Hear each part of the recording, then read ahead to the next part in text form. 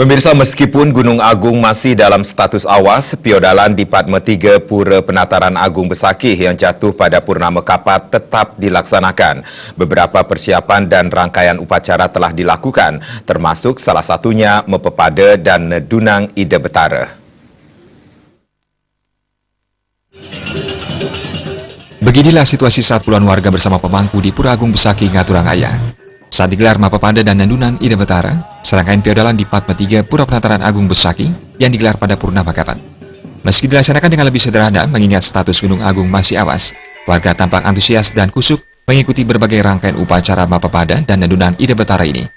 Pemangku Pura Penataran Agung Besakih, I Gusti Mangku Jana menuturkan, upacara Mepepada dengan mengarak wewalungan mengelilingi areal Pura Penataran Agung ini bertujuan menyucikan wewalungan yang akan digunakan sebagai sarana upacara.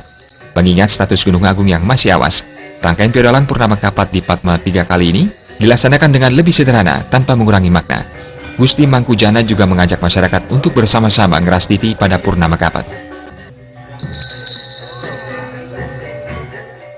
Nah, upacara pada saat ini jadi tetap dilaksanakan karena upacara ini adalah karya yang bersifat rutin. Sehubungan dengan situasi keadaan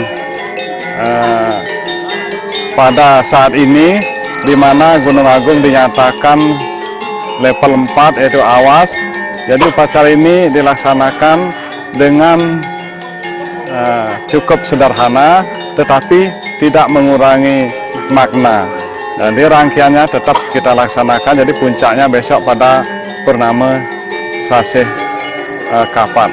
Adapun imbauan kami kepada para umat seluruh Bali, jadi dipersilahkan untuk ngastiti bakti sesuai dengan imbauan dari Parisade, yaitu ngastiti bakti dari Kayangan 3, kemudian dari Merajan, kemudian dari Pura Sad Kayangan, Dang Kayangan di masing-masing. Demikian.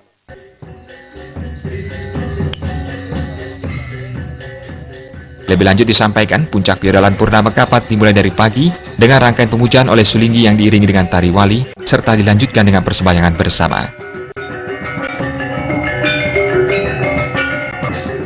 Gargita Bali TV.